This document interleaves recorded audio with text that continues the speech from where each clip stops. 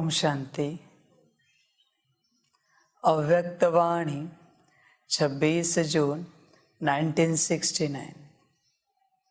शिक्षा देने का स्वरूप अपने स्वरूप से शिक्षा देना। 21वां पॉइंट है, शिक्षा तो बहुत मिली, कोर्स तो पूरा हुआ ना। एक प्रश्न पूछा था कि अब जो बाप दादा अन्य तन में आते हैं तो जैसे साकार रूप में मुरली चलाते थे वैसे ही क्यों नहीं चलाते? क्या वैसे ही मुरली नहीं चला सकते हैं? क्यों भाषा बदली, क्यों तरीका बदला? ऐसे प्रश्न बहुतों को उठता है। बाबा कहते हैं, शिक्षा तो बहुत मिली, कोर्स तो पूरा हुआ ना। जितनी शिक्षाएं बच्चों को देनी थी बाप ने दे दी। शिक्षा क्या है? तुम आत्मा हो, निराकार सितारा हो, गुण शक्तियों के साथ, मन बुद्धि संस्कार के साथ हूँ।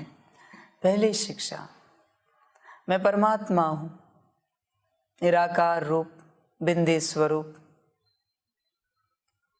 ये जो कुछ हो रहा है ड्रामा है। ड्रामानुसार हर आत्मा अपना पार्ट बजा रही है जो उसके अंदर नूंद है। अब संगम का समय है, 84 जन्म पूरे होने आए। अब बाप को याद करो और अपने 63 जन्मों के विकर्मों का विनाश करो। राजयोग में आगे बढ़ो। संगम बाप के साथ जीने का समय है, जीने का युग है। भाग्य से मिला है, बाप के साथ जियो और आगे बढ़ो। क्या शिक्षा है, क्या कोर्स है? इतना आसान है। बाप की श्रीमत पर चलो, धारणाएं धारण करो और तुम निमित्त विश्व सेवाधारी हो। अपना विश्व कल्याण का कार्य करो। कितनी आसान शिक्षाएं दी है बाबा ने, कितना आसान कोर्स है। इसमें क्या दिमाग लगाना है? इतने सहज शब्दों में बाबा ने कोर्स पूरा कर लिया, ज्ञान पूरा कर लिया। अभी क्या रहा है? कुछ भी तो नहीं। पर बच्चे उसे धारण करें। क्या बच्चों ने पहली शिक्षा धारण की है? हम आत्मा हैं, और अगर की है तो कितने समय के लिए की है? कुछ समय के लिए तुम अपने आप को आत्मा समझते हो या सदा काल के लिए तुम आत्मा हो? तुम अपने से पूछो। समझ की बात है। ड्रामानुसार जिसका पार्ट मेंटली रिटायर्ड पर्सन का है, वो थोड़े समय के लिए अच्छी एक्टिविटी करें, भलाई की बातें करें, चंगाई की बातें करें,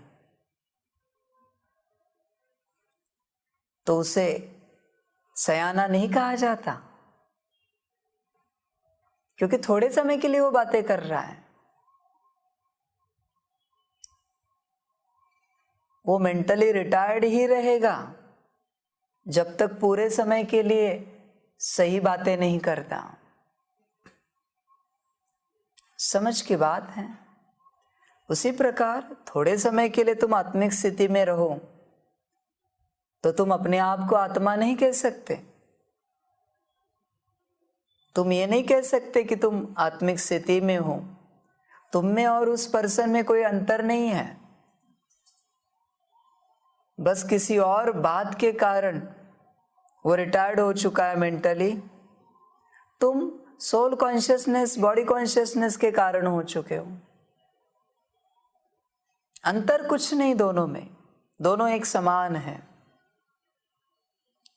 दोनों भी जब अपनी स्थिति में होते हैं बहुत बड़ी विकास की बातें कहते हैं, बड़ी बड़ी ज्ञान की बातें कहते हैं, दोनों भी। एक आध्यात्मिक, दूसरा जो दवाखाने में पड़ा है। समझ की बात है, बाबा कहते हैं।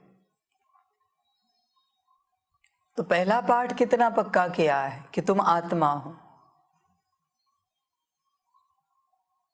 कम से कम 8 घंटा, 8 घंटे से ऊपर अगर तुम कर पाते हो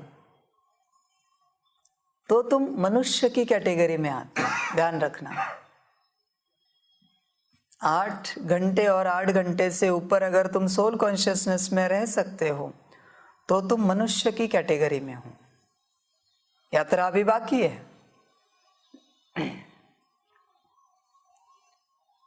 12 घंटे से ऊपर अगर तुम सोल कॉन्शियसनेस में रहते हो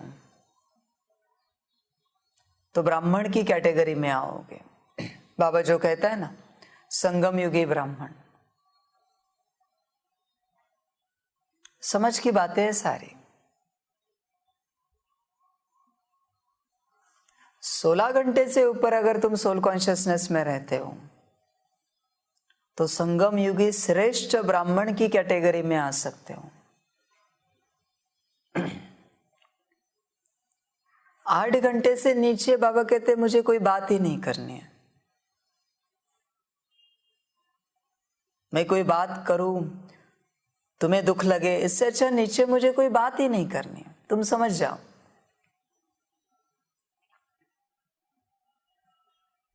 उदाहरण तो दिया है पहला ही, एक हॉस्पिटल का पर्सन और दूसरे तुम समझ जाओ तुम कहां पर हो। वो व्यक्ति भी 8 घंटा और 8 घंटे से ऊपर अगर अच्छी बातें करने लगे, सयानी बातें करने लगे, तो ये माना जा सकता है कि ये 50% ठीक हो चुका है। 12 घंटे से ऊपर अगर बातें करे, आधा दिन गया, तो ये मान सकते हैं कि अभी ये बेहतरीन अवस्था तक पहुंचा है। मेंटली रिटायर्ड पर्सन की बात चल रही। 16 घंटे से ऊपर अगर वो रहे तो और बेहतर माना जाएगा। उसी प्रकार बाबा कहते हैं ज्ञान है, तुम चेक करो तुम कितने समय के लिए आत्मिक स्थिति में रहते हो, उससे तुम अपना देखो, तुम हो कौन। जो आत्मिक स्थिति में नहीं है उसे कितना भी ज्ञान समझाओ कोई मतलब नहीं है, उसका कोई उपयोग नहीं है। दोनों के लिए कोई उपयोग नहीं, सुनाने वाले के लिए भी और सुनने वाले के लिए भी। क्योंकि न सुनाने वाला स्थिति में न सुनने वाला स्थिति में, सब व्यर्थ है। इसलिए आज तक तुमने बहुतों को परिचय बांटे, ज्ञान दिया, परिचय दिया, प्रदर्शनी समझाई, पर तुम स्वयं आत्मिक स्थिति में नहीं थे, इसलिए कोई समझ नहीं पाया। तुमने मनुष्य को समझाया, आत्मा को नहीं समझाया। अगर तुम आत्मा को पर्चा देते तो वो 1 रुपए का पर्चा कभी व्यर्थ नहीं जाता। बाप के भंडारी का है, वो जरूर ज्ञान में आता, पर तुमने मनुष्य को दिया और धन भी व्यर्थ गवाया। भल तुम्हारे पॉकेट से हो या यज्ञ के पॉकेट से हो, सब धन तो बाप का है सूक्ष्म रूप से। इसलिए बाबा कहते हैं तुम पहले अपनी अवस्था में आ जाओ। तुम बहुत कोशिश कर रहे हो दूसरों को उनकी अवस्था में लाने की, पर ये तुम भूल रहे हो तुम स्वयं उस अवस्था में नहीं हो, तो दूसरे उस अवस्था में कैसे आ सकते हैं? ये पॉसिबल नहीं है। पहले तुम आओ, फिर वो आएंगे। तुम बिना अवस्था में आए उन्हें अवस्था में लाने की चेष्टा मत करो, पागलपन मत करो, अज्ञानता मूढ़ता मत करो। ना भी कोई अवस्था में आ जाए चलेगा, पहले तुम आ जाओ। समझ की बात है, ये बड़ी बात है बाबा कहते हैं। इसलिए पहली शिक्षा तुमने कहाँ तक धारण की है? कोर्स की शिक्षा तो बहुत मिली है। बाबा पूछते हमेशा कि अब तक ब्राह्मण जीवन जब से मिला है, हुआ है, ऐसी कितनी श्रीमत है जो तुम्हारे अंदर अखंड धारण है? चेक करो।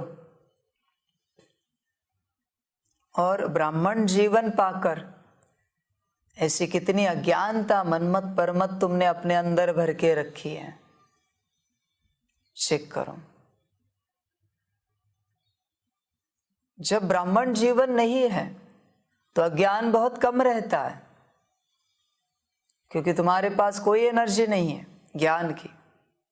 पर जब ब्राह्मण जीवन मिला, कोर्स हुआ, उसके बाद मनमत और परमत से अज्ञानता आने के चांसेस बहुत ज्यादा होते हैं। ऑलरेडी जो भटक रहा है माया उसे नहीं भटकाती, जो सही रास्ते पर चलना शुरू करता है माया उसे भटकाना शुरू करती है।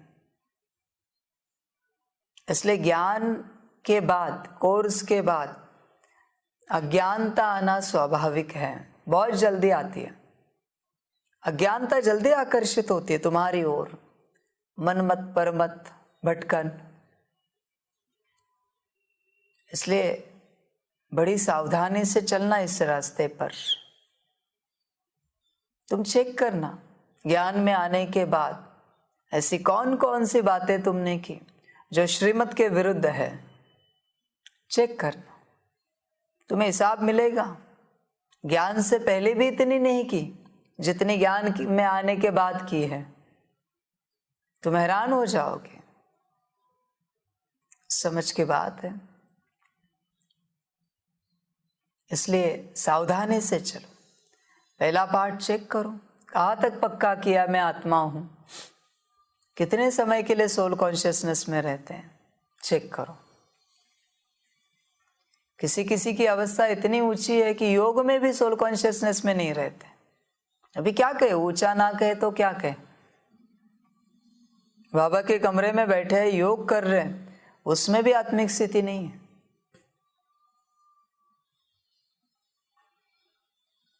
बच्चे कहेंगे कि नहीं, बाबा के कमरे में हम योग में आत्मिक स्थिति में रहते हैं। आप आके चेक करो।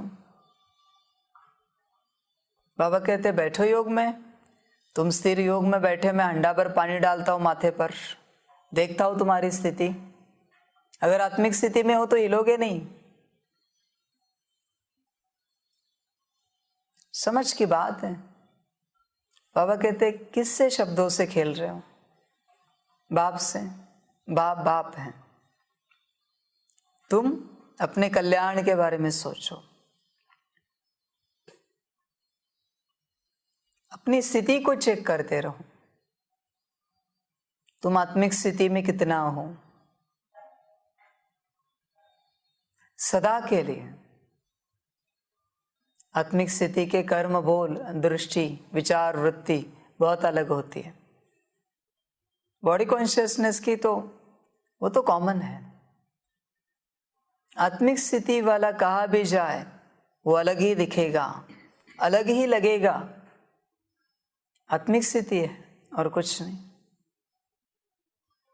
समझ की बात है, बाबा कहते। इसलिए स्थिति पर ध्यान देना, पहला पाठ पक्का करना। पहले पाठ के बगैर आगे नहीं बढ़ पाएंगे। आवश्यक है, बाबा कहते हैं पहला पाठ, उसी से कल्याण है। शिक्षा तो बहुत मिली, बाप ने कितनी शिक्षाएं दी, हर बात का ज्ञान दिया है बाप ने। बाप ने हर बात का ज्ञान दिया है, बाबा कहते हैं। पर तुम्हें समझना चाहिए ज्ञान को, तुम्हें लेना चाहिए। धारण करना चाहिए। धारण नहीं करते हो, समझते नहीं, चिंतन नहीं करते, विचार सागर मंथन नहीं करते। जन्म से लेकर मृत्यु तक मन शरीर के सारा ज्ञान बाप ने दिया है। सतयुग से लेकर संगम तक बाप ने सारा ज्ञान दिया है, पर बच्चे कभी सोचे समझे चिंतन करे तो बुद्धि में आ जाएगा, पर बच्चे चिंतन नहीं करते। संसार का चिंतन करने के लिए सबके पास बहुत समय है, पर आत्मचिंतन, परमात्मा चिंतन, ड्रामा का चिंतन करने के लिए समय नहीं है। ऐसी अवस्था हो जाती है।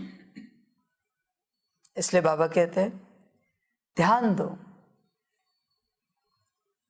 जैसे सोल कॉन्शियसनेस है पहला पार्ट, उसी प्रकार दूसरा पार्ट है परमात्मा कॉन्शियसनेस, गॉड कॉन्शियसनेस। ईश्वर को कितना समझा है? बस नाम का समझा है या समझा है? अनुभव भी किया है? नाम का तो सारी दुनिया ने समझा है, अलग अलग नामों से। देवी देवताओं के नाम से परमात्मा की ही पूजा होती है। हर कोई अपने इष्ट को परमात्मा ही मानता है। अगर तुमने सिर्फ नाम का समझा है तो उनमें और तुम में कोई अंतर नहीं है। समझ की बात है। इसलिए बाप को अनुभव करना बहुत आवश्यक है। अनुभव में जीवन है, अनुभव करो, वरना संग तो चलते रहोगे और अनुभव कुछ नहीं करोगे तो सब व्यर्थ चला जाएगा। अनुभव बहुत आवश्यक है। कहते तो हो सभी कि परमात्मा मिला है, उसका कोई लक्षण दिखता है आप में? परमात्मा को पाने का कोई लक्षण है क्या आप में? समझ की बात है।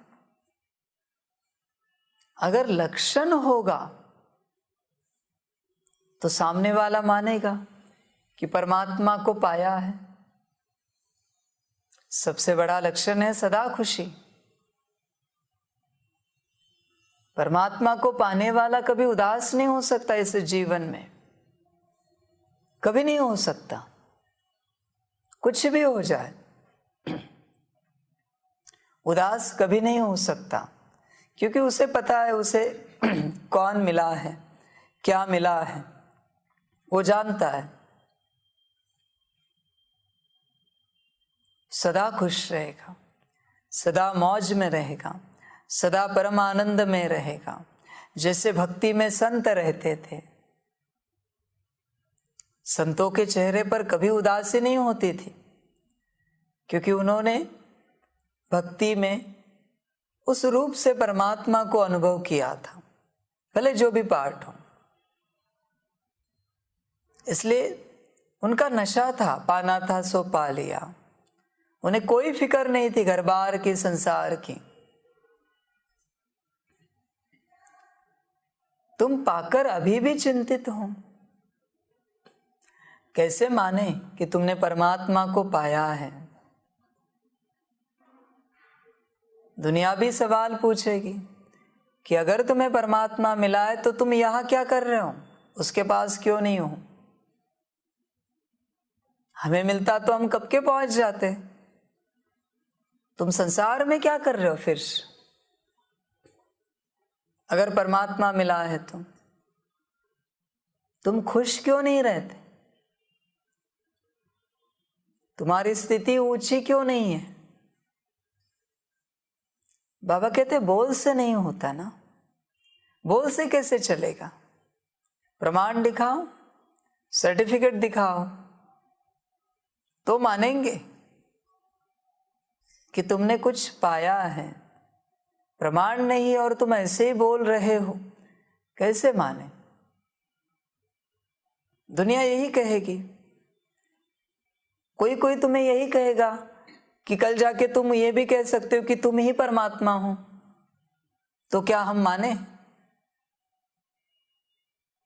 प्रमाण चाहिए। समझ की बातें हैं बच्चों के लिए। इसलिए जो गॉड कॉन्शियसनेस है, तुम कहते हो कि ईश्वर को तुमने पाया है, उसका प्रमाण बताओ।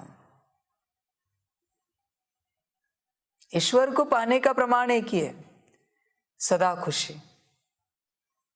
बाकी बाबा कहते छोड़ो, सदा खुशी, उदासी कभी नहीं आ सकती।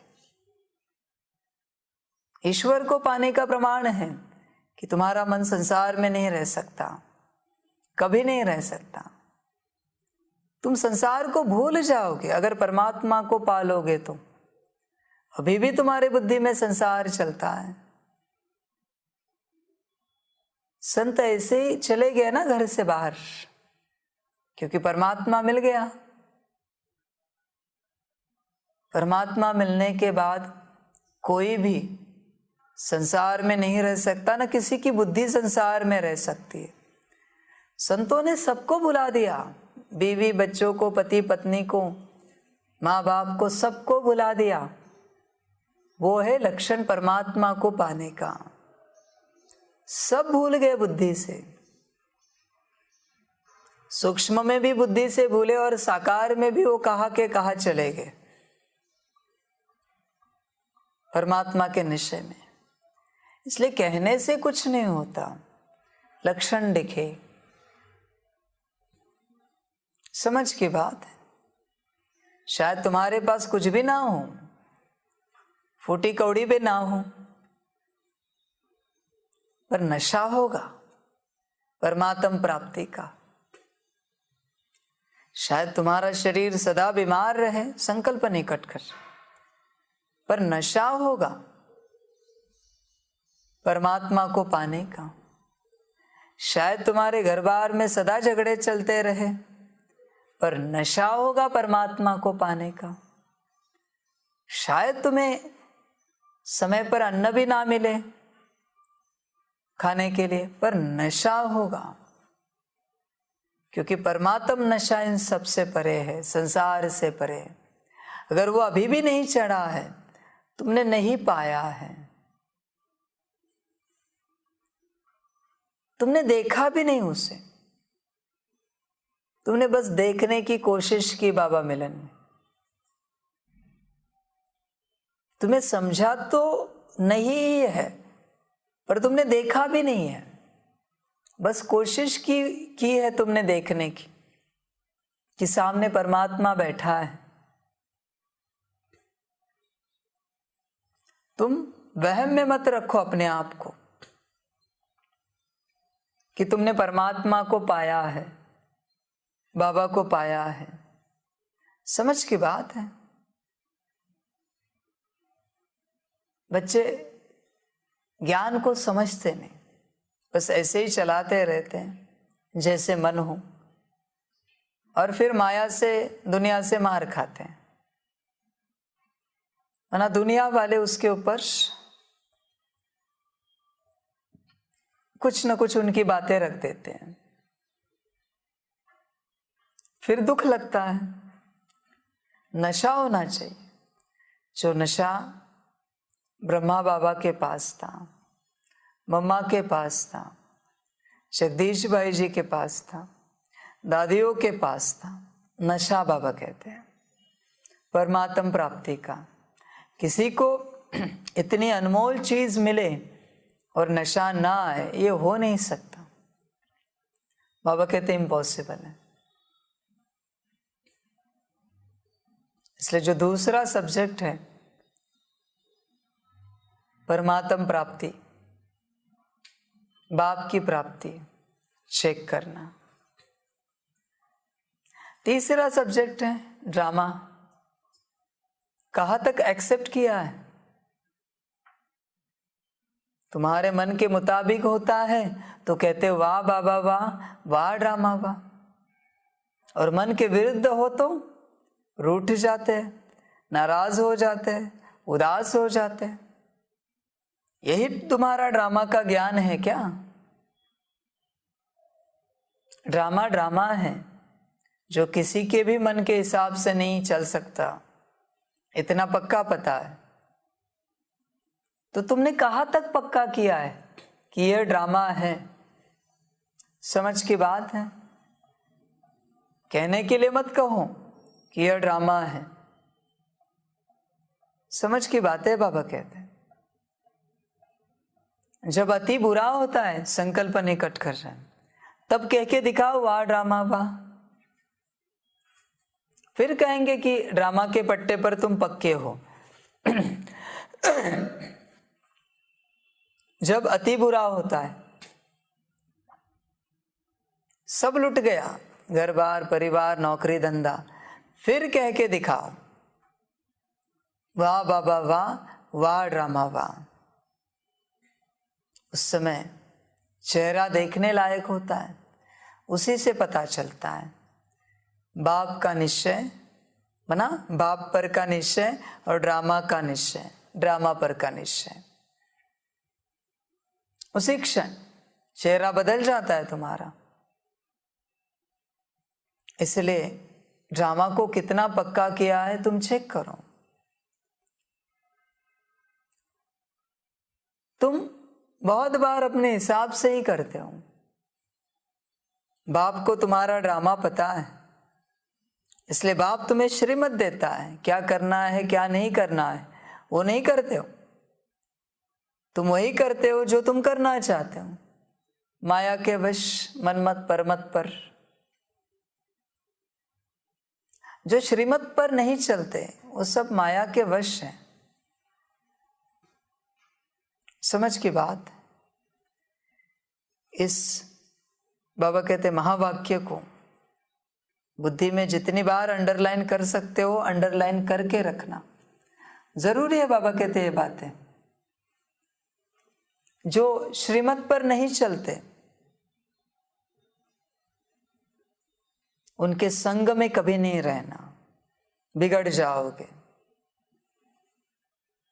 जो श्रीमत पर चलते हैं उन्हीं के संग में रहना, सुधर जाओगे। संग तारे कुसंग बोरे। समझ की बात है। तुम गुण देखना किसके अंदर कैसा है, फिर तुम डिसाइड करना कि किसके संग में रहना है और किसके संग में नहीं रहना है। तुम उन्हें बदलने की कोशिश करते हो, पर खुद तुम ही उनके जैसा कब हो जाते हो और बह जाते हो तुम्हें भी पता नहीं चलता। इसलिए ये चेष्टा मत करो उन्हें बदलने की, तुम संग बदल दो। भल उन्हें दुख लगेगा, लगने दो। वो अगर अच्छे नहीं बनना चाहते तो तुम बुरे क्यों बन रहे हो? जरूरत क्या है? नहीं रहो उनके संग में, टूट जाएगा रिश्ता और क्या होगा। अर्जा नहीं। पर ऐसा रिश्ता किस काम का जो डुबोए, जो नर्क में भेज दे, ऐसा रिश्ता किस काम का। उन्हें कहो चलो स्वर्ग में, सच्ची राह पर। नहीं चलते भटकने दो। इसलिए संग का ध्यान रखना। संग का ध्यान रखोगे तो सब सत्य रहेगा, सब भला रहेगा। तुम सभी आत्माएं श्रेष्ठ हो, सभी बच्चे श्रेष्ठ हो। फर्क सिर्फ इतना है कि अभी इस घड़ी जिनका पार्ट कुसंग का चल रहा है उनके संग में जाकर तुम बिगड़ जाते हो। सुसंग वाले पार्ट बोले, हाँ, एक समय पर वो कुसंग का पार्ट भी सुसंग हो जाएगा उनका।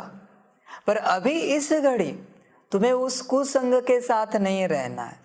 बाबा आत्मा को कुछ नहीं बोल रहा है, पार्ट की बात कर रहा है। समझ की बात। कोई अगर अच्छा नहीं बनना चाहता तो नहीं बने, तुम बुरे क्यों बन रहे हो? वो तुम्हें उनके जैसा बनाना चाहते और जिद पर है ना, तुम भी जिद पर रहो कि तुम उनके जैसे बनो। वो जिद कर सकते तो तुम भी जिद करो कि तुम्हें मेरे जैसा बनना पड़ेगा। तुम्हारे पास भी जिद है, समझ की बात है, समझ की बात है। कोई है किसी को कहता है शराब पियो, नशा चढ़ेगा। तुम कहो ये मुरली 5 बार पढ़ो, नशा चढ़ेगा। बस शब्द बदल दो, शब्दों का खेल है बाबा कहते हैं। समझते नहीं, तुम जल्दी बदल जाते हो, तुम उन्हें बदल नहीं लेते हो। उन्हें बदलो, तुम नहीं बदलो। तुम सुसंग में चल रहे हो ना, इसलिए ध्यान में रखना, जो श्रीमत पर चलते हैं उन्हीं के संग में रहना। मनमत और परमत के संग में बेड़ा गर्क हो जाएगा, डूब जाएगा। श्रीमत का बड़ा ध्यान रखना। अच्छा बनने के लिए ज्ञान की जरूरत नहीं होती, बस अच्छे संग में रहो, अच्छा अपने आप बनेंगे। ब्रह्मा बाप के संग में रहे तो उनके जैसा अपने आप बनेंगे।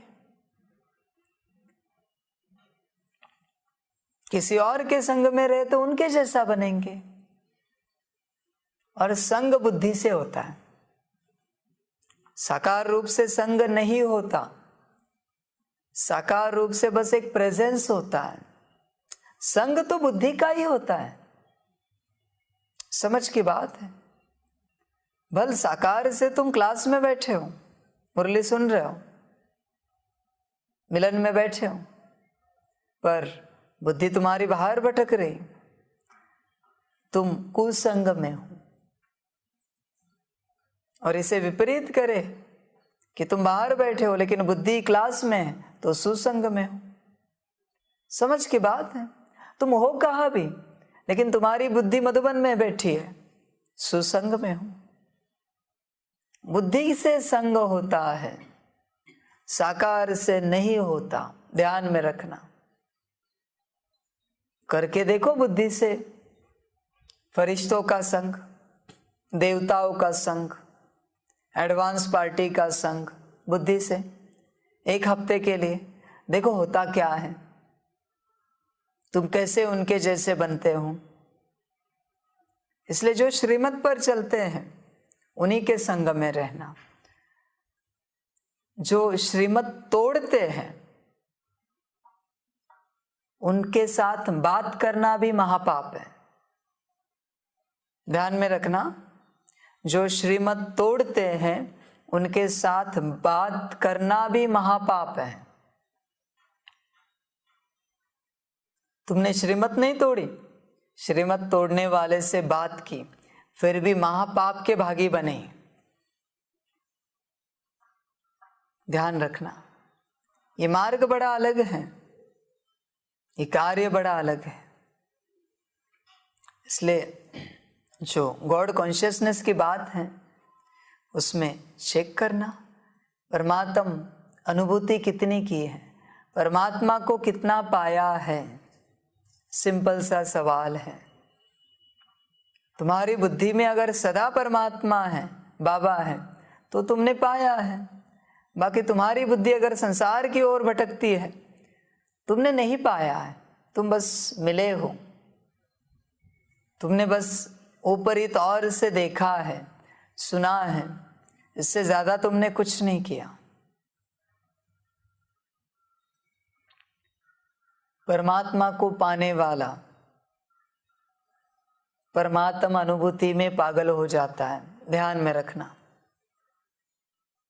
उसकी बुद्धि संसार में रहेगी ही नहीं, वो पूरी रीति पागल हो जाएगा, पूरी रीति पागल। हॉस्पिटल में दाखिल करने जैसा। परमात्मा को पाना कोई मामूली बात नहीं है। उसकी बुद्धि में एक सेकंड के लिए भी कोई और बात नहीं आ सकती संसार की या दुनिया की। समझ की बातें हैं। उसके कर्मों में बाबा होगा, वाणी में बाबा होगा, दृष्टि विचार वृत्ति में बाबा ही बाबा होगा और कुछ भी नहीं होगा। वो यही कहेगा जो होना है हो जाए संसार का, मुझे जो मिलना था मिल गया, बात समाप्त हुई। अभी जो होना है हो जाए, मुझे कोई परवाह नहीं। वो तैयार रहता है, एवर रेडी, शरीर छोड़ने के लिए भी। आज इस घड़ी भी शरीर छोड़ना पड़े तो भी तैयार है, एवर रेडी है, क्योंकि जो पाना था सो पा लिया। समझ की बात है। वो सारा ड्रामा स्वीकार करेगा, सारा ड्रामा। बाबा कहते हैं चेक करो। जब तक तुम बाबा को नहीं पाते, गॉड कॉन्शियसनेस में नहीं जाते, तब तक तुम ड्रामा को स्वीकार नहीं कर सकते। ध्यान में रखना, ड्रामा को स्वीकार करना कोई मामूली बात नहीं है।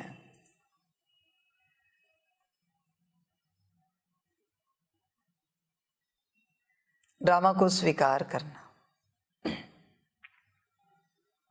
बहुत बड़ा अभ्यास है।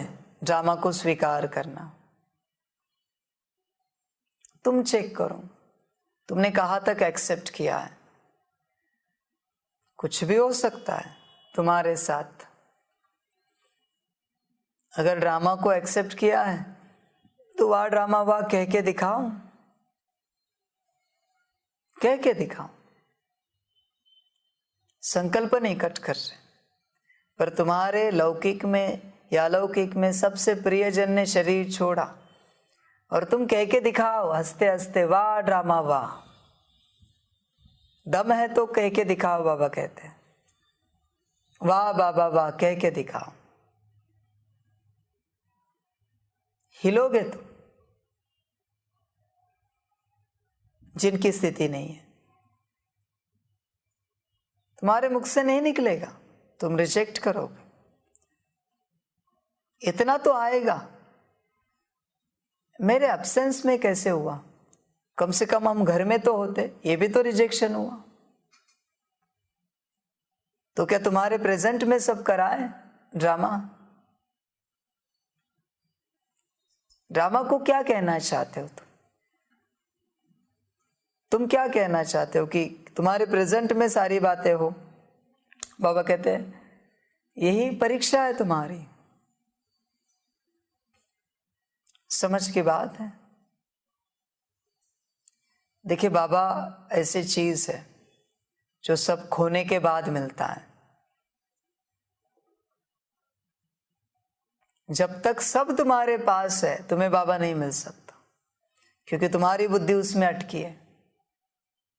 तुम बाबा को नहीं पा सकते जब तक अंशता भी तुम्हारी बुद्धि किसी में अटकी है। तुम बाबा को नहीं पा सकते।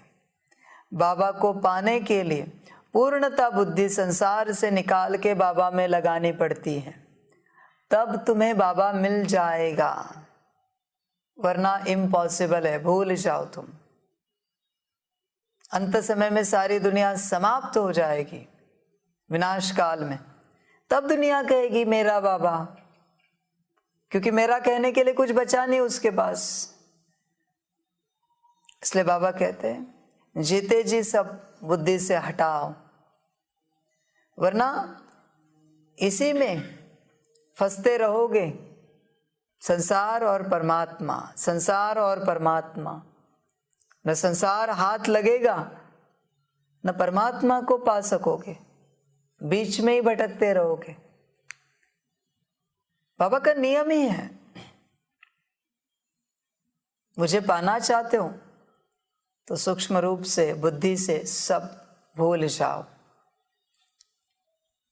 और बस बुद्धि में मुझे रखो। या किसी चीज पदार्थ को छोड़ने की बात नहीं, बुद्धि से भूलने की बात है। समझ की बात है, जब तक जरा भी कचरा बाकी है, संसार कचरा है सारा, ध्यान में रखना, जरा भी कचरा है, परम पवित्र बाप नहीं मिल सकता, मुश्किल है। जरा भी मोह है संसार में, रिश्ते नातों में, तुम बाप को नहीं पा सकते। तुम अभी भी कोशिश ही कर रहे हो। इसलिए ये रास्ता देखो तो बड़ा कठिन है, लेकिन ध्यान से समझो तो बड़ा आसान है। मर्जी तुम्हारी, बस बीच में नहीं भटको। या तो संसार में जियो या परमात्म प्यार में जियो, मर्जी तुम्हारी। बस परमात्म प्यार में जीने के लिए अंदर संसार का कचरा नहीं रहना चाहिए, बिल्कुल नहीं रहना चाहिए। सुदामा के पास कुछ नहीं था, मुट्ठी भर चावल भी किसी और से लेकर आए, तब सब दिया। तुमने बहुत कुछ पकड़ के रखा है। बाबा कहते मुझे कुछ नहीं चाहिए तुम्हारा, तुम ही उसमें फंसे हो। बुद्धि से सब पकड़ के रखा है और अपने को अटका के रखा है उसमें, तुम्हें ही मुक्त कर रहा हूं उससे। समझ की बात है। आदि में भी, भक्ति काल में, द्वापर युग के बाद से तुम्हारी बुद्धि परमात्मा की तरफ लगे, इसलिए 60 साल के बाद चाबी निकाल के देते थे। वानप्रस्थ आश्रम स्वीकार करते थे गृहस्थ आश्रम से। मर्जी तुम्हारी। अभी समय कौन सा है पता है? बचपन से चाबी निकाल के दे दो। अभी कोई उम्र नहीं बची है चाबी लेने की। बचपन से ही, जन्म से ही चाबी किसी और को दे दो, अपने पास मत रखो, संसार में फंसोगे। माया है, ध्यान रखना। हाँ, बाप को नहीं पाना है तो कोई अर्जा नहीं, मृत्यु तक रखो और मृत्यु के बाद भी रखो अपने पास, भटकते रहो सारे धन में, संपत्ति में, संसार में। समझ की बात है बाबा कहते हैं। तो बाबा कहते कोर्स तो पूरा हुआ ना, तुमने कहाँ तक पूरा किया अपना कोर्स? कोर्स तो ऐसे पूरा हुआ है, पर तुमने कहाँ तक पूरा किया है तुम चेक करो। तुमने कहाँ तक इसे धारण किया है? तुमने सुना है पर धारण नहीं किया है, धारण करो। संगम युग चल रहा है, समाप्ति का युग है, ड्रामा समाप्त होने जा रहा है। इसमें अपने को आत्मा समझकर बाप को याद करो, अखंड याद करो। जरा समय मिला याद में बैठे, कर्म में भी याद, मुक्त है तभी भी याद। क्या बातें करनी अभी, क्या चर्चा करनी, क्या देखना और क्या सुनना, क्या बोलना। सबसे वैराग्य में आ जाओ, शांत बैठो और बाप की याद में स्थित हो जाओ। बस हुआ बोलना करना, यही तुम्हारी प्राप्ति है, बाप की याद। ज्ञान भी सुन रहे हो याद के लिए, पर अगर याद नहीं कर रहे हो तो ज्ञान का कोई मतलब नहीं है। थ्योरी सुनी जाती है प्रैक्टिकल के लिए, पर तुमने जीवन में कभी प्रैक्टिकल किया ही नहीं। थ्योरी का क्या मतलब है? समझ की बात है। इसलिए कोर्स पूरा हुआ है, पर तुमने कितना पूरा किया है तुम चेक करो, तुम चिंतन करो। समझ से चलो बच्चे, ना समझ मत बनो। परवश होकर बुद्धि को हटाओ, वरना भटकोगे। साकार में रहते भी और शरीर छोड़ने के बाद भी भटकोगे। शब्द पर ध्यान देना। इसलिए अभी जब साकार में हो, ज्ञान मिला है, समझ मिली है, भटकन बंद करो। साकार में रहते मना शरीर में रहते, शरीर छूटा नहीं, जिनकी बुद्धि भटकती नहीं वो शरीर छोड़ने के बाद स्थिर हो जाते हैं। पर शरीर के जीवित होते, साकार में रहते, जिनकी बुद्धि भटकती है वो शरीर छोड़ने के बाद भी भटकते हैं। इसलिए अभी स्थिर हो जाओ, बुद्धि को हटाओ। तुम नहीं जानते तुम कब शरीर छोड़ोगे, तुम्हारे पास कोई फिक्स डेट नहीं है। और अभी समय तो सबका आ रहा है, किसका समय कब आएगा कोई गारंटी नहीं है। बलबाप के बच्चे हो पर आत्मा रूप में हो, आत्मा कभी मरती नहीं। समझ की बात। बाप तो कहता है सदा साथ रहेंगे जब तक ड्रामा पूरा ना हो, पर हर किसी को ये नहीं कहता कि इसी तन में साथ रहेंगे, किसी और तन में भी साथ रह सकते हैं। इसलिए संभल जाओ, जाग जाओ, जागृत हो जाओ और स्वयं का कोर्स स्वयं पूरा करो जो बाप ने सिखाया है। ज्ञान आत्मिक स्थिति में आ जाओ, बाप को समझो, बाप की याद में स्थित हो जाओ, ड्रामा को पूरा स्वीकार करो, संगम के समय को समझो, अपने विकर्मों को विनाश करो और संसार से मुक्त होकर नए संसार की ओर चलो। कोर्स पूरा हो गया। यहां से जाना है अपने घर शांति धाम, वापिस आना है सुख धाम। इस संसार में जान नहीं अटकाओ, ये समाप्त होने वाला संसार है। दिया जब बुझने के समय पर आता है तो और तेज हो जाता है। ध्यान रखना, ये तेज हुआ है संसार, इसका मतलब इसकी तेजी बढ़ेगी ये नहीं है, ये बुझने पर आया है। इससे प्रभावित नहीं होना।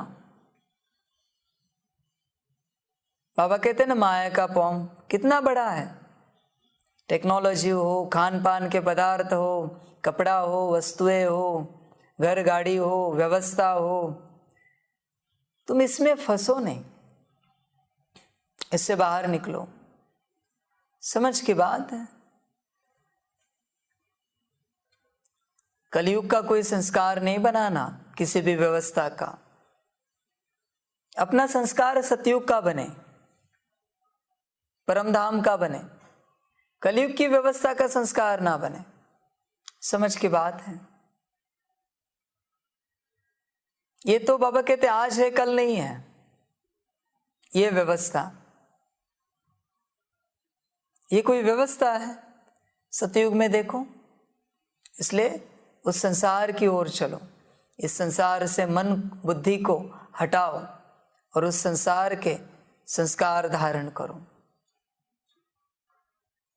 अपने को बाप समान बनाओ, ब्रह्मा बाप समान, मम्मा समान, शिव बाप समान। अच्छा, ओम शांति। सभी बच्चों को बाप की पदम गुणा, याद, प्यार, गुड मॉर्निंग और नमस्ते। सदा खुश रहना, मौज में रहना और बाप की शिक्षाओं पर चलते रहना, श्रीमत पर चलते रहना, श्रीमत सदा धारण करते रहना और अपने को बाप समान अनुभव करते रहना। अच्छा, ओम शांति।